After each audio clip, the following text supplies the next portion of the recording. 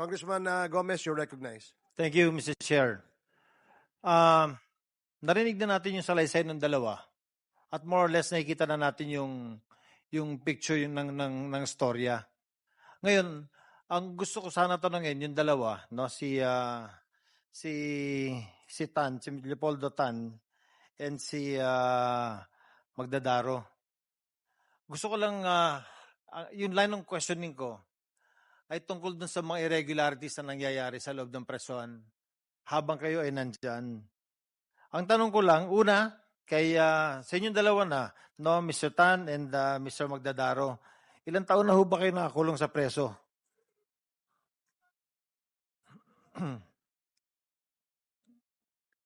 Ilang taon na ho? 24 taon po, Your Honor. Ilang taon na po? 24. 24, okay. Yes po.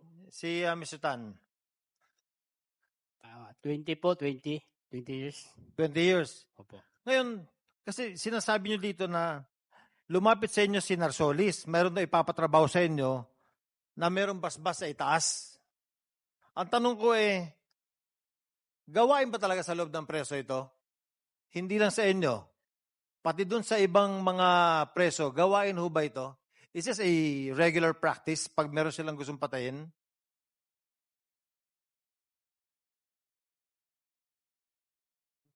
Sige Yun po. lang po nangyari, Your Honor, yung inutusan kami. So, sa pagkakaalam nyo, sa'yo, isang beses pa lang ito nangyari. Yes po, Your Kay Honor. Tantan.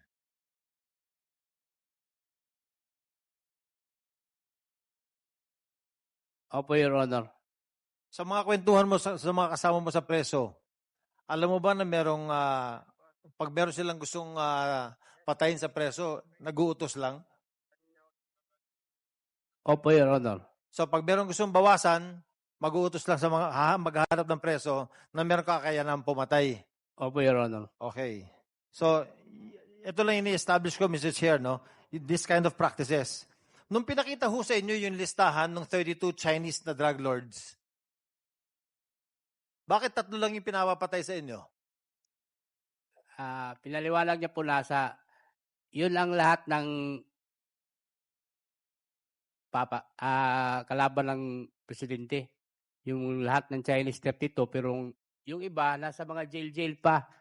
Nasa ibang lugar, hindi nyo kasama. Opo, ang sa inyo, 3 lang dyan ang tatrabahoin nyo. So yung unang 3, ang titirahin nyo. Opo, sa At kung Davao. sakaling may dumating, baka pwedeng sila na yung kasunod. Opo. Okay. Ngayon, doon sa salaysay ninyo, sinabi nyo kasi na bumisita si Narsolis. Kinausap kami ni Andy sa labas ng Davao Penal and Prison Farm. Lumabas ho kayo. Opo, Your Honor. Ito ba, regular ba ito nangyayari sa inyo o sa mga ibang preso na pinapalabas? Minsan lang po, Your Honor, pag kilala nila ang mga taong nagpatawag sa amin, ipatawag nila kami sa labas po. Ano ibig sabihin nung ipinatawag? Bisita po, Your Honor. Ang ibig sabihin na pinapalabas kayo ng grounds, pinapalabas kayo sa papunta sa city, paano ho ba itong palabas na ito? Labas ng gate lang po, Your Honor, hindi sa malayo. So outside the prison? Opo, Your Honor. Ibig sabihin sa labas po ng property ng kulungan? Sa labas po ng property ng maximum compound po, Your Honor. Pero sa loob pa rin ng... Yes po, Your Honor. Okay. So, ang sunod is, sinabi nyo kasi na galit sa inyo or kayo ang galit sa kanila. Galit ho kayo sa kanila, hindi ba? Dahil sa hindi nila binigay yung promises nila sa inyo. Opo, Your Honor. Tama po ba? Ang problema ho kasi nun, alam nila na galit kayo sa kanila. Hindi kaya balikan kayo?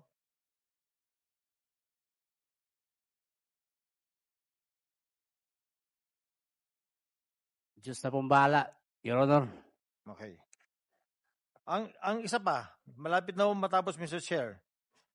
Noong sinabi ni Fernando Magdadaro, noong August 10, 2016, kayong dalawa ni Leopoldo Tan ay nag-surveillance sa foreigner. area ng Davao Prison and Penal Farm. Anong klaseng surveillance ang ginawa nyo? Paano kayo nagsisurvey? Pwede nyo bang i-explain sa amin kung paano ba yung pag-survey na ginagawa ninyo? Bali, pinipicture namin yung na-mention na pangalan yung tatlong nasa watchlist. Kinukuha nyo ng picture Pinipicturean muna namin kung sino. Magtanong para kami. talaga makilala ninyo. Opo. Okay. Tapos, Hanggat na picture na po namin lahat. so lumalabas kayo dun sa selda ninyo. Hindi. Kasi yung sistema dyan, maximum compound, tapos may basketball court, Okay. barbed wire lang pagitan kasi na foreign ward na yan. Makikita Oo. namin sila. So nakikita nyo tagus-tagusan doon. Opo. Pero pwede kayo magdala ng cellphone para kumuha ng picture. Hindi po picture ng cellphone. Sa mukha po, pinipicture namin. Oh. Sa memory lang. Opo. Eh kung magkamali kayo ng papatayin, Sinisiguro naman namin. pasensya na lang sila, no? Na hindi nakilala. No?